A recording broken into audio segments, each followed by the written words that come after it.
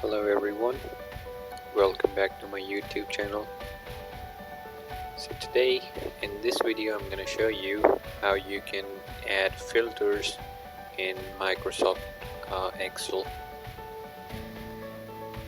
So we have some data here.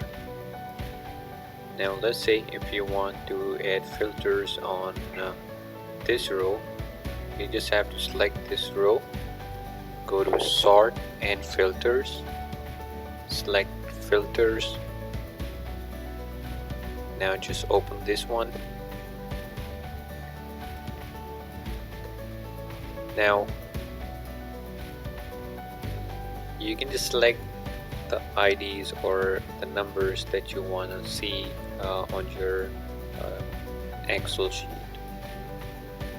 So let's say I'm gonna put filters on 1003, 1008, 1006, 15, 13, and 21. After that, just press OK. Now you see, after adding filters, we got all of the IDs that we selected in the filter. Now you can copy this from here, or you can add it on another sheet wherever you want, or you can save this file. Alright, so that's all for today. If you have any question, you can ask me in the comment box.